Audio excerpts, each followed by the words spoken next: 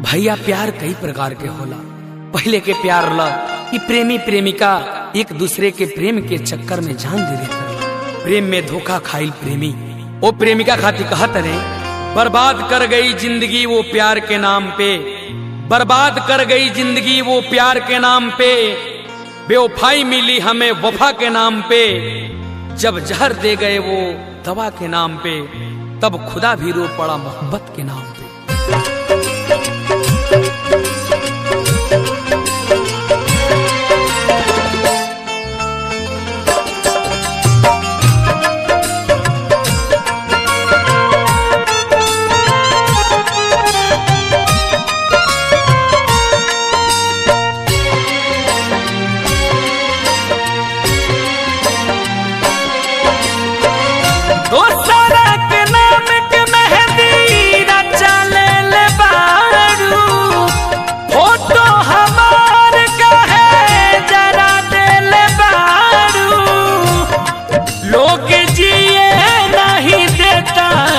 जमाना में लोग जिए नहीं देता जमाना में, हम दीवाना हई किस कर जाता नी थाना में, हम दीवाना हई किस कर जाता नी थाना में। दोसरा के नाम के मेहंदी रचा ले बारू, फोटो हमार कहे जरा दिल बारू, लोग जिए नहीं देता जमाना में, लोग जिए नहीं देता जमाना में, हम दीवाना हई किस कर जाता नी थाना में, हम दीवाना हई किस कर जाता नी थाना में।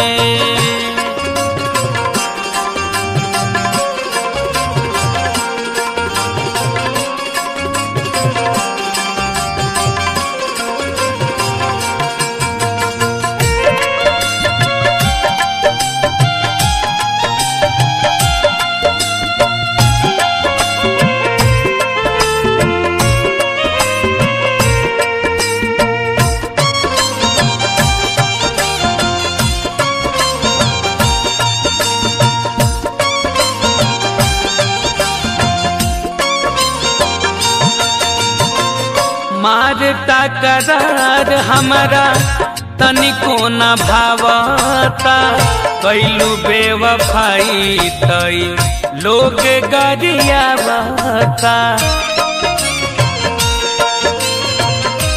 अरे हर जाई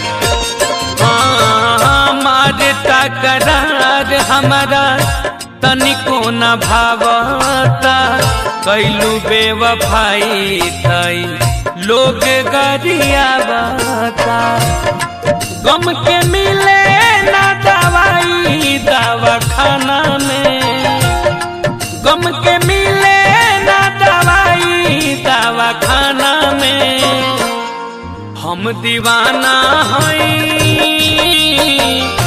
किस कर जाता नी थाना में, हम दीवाना हई किस कर जाता नी थाना में।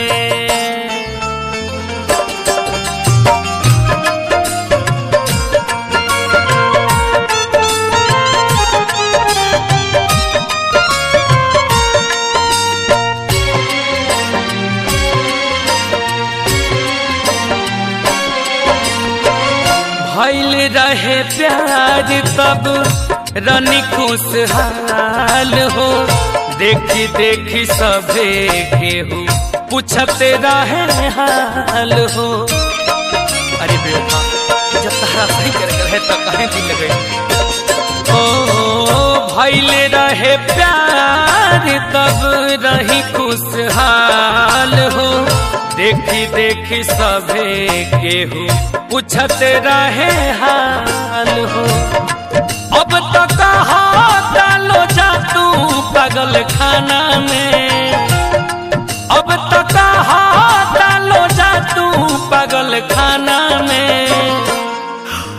दीवाना हई केस कर जात बानी थाना में। हम दीवाना हई केस कर जात बानी थाना में।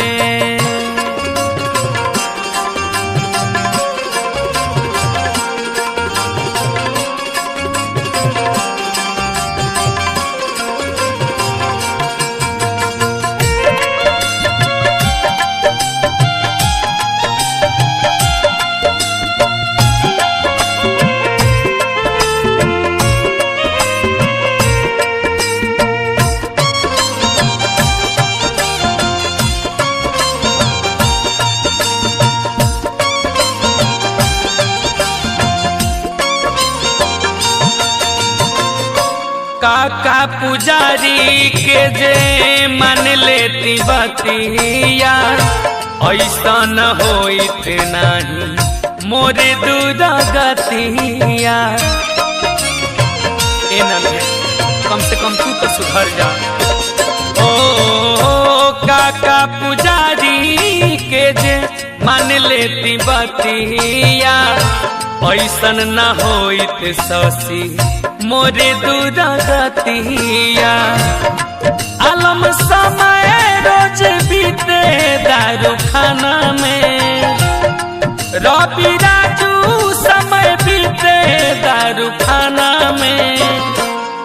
हम दीवाना हई